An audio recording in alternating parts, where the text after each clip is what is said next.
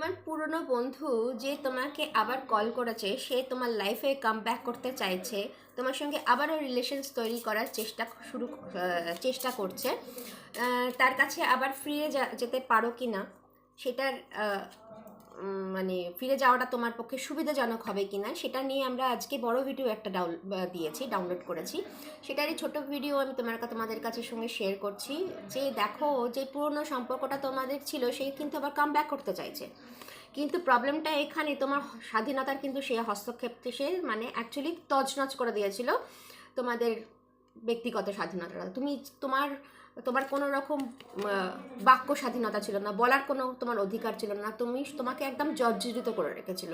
এমন সম্পর্ক তোমার পুরনো সম্পর্ক যেটা ছিল। ওকে, সেখানে তোমাকে ইউনিভার্স বলেছে যে এইটাতে কিন্তু সাকসেস তুমি পেতে চলেছো, কিন্তু সেই যেইগুলোতে তুমি ভুক্তভোগী ছিলে, ওকে, সেই জিনিসটা কিন্তু আবারও রিপিটেডলি হবে।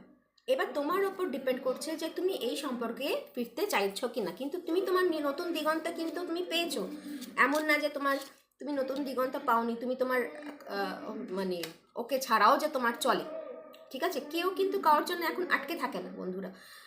সবাই কিন্তু মানে হ্যাঁ, নিশ্চয়ই আমাদের মন খারাপ হবে, যাকে আমি ভালোবাসি সে যদি আমাকে ছেড়ে চলে যায়, সে যদি আমাকে সেরমভাবে পাত্তা না দেয়, তো মন খারাপ তো হবেই। কিন্তু তোমার ডেস্টিনেশন তুমি কিন্তু এখন ঠিক করে ফেলেছো, তাকে ছাড়াও তুমি কিন্তু বাঁচতে পারো।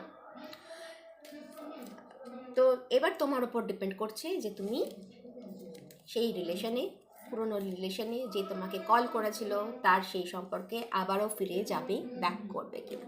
Thank you.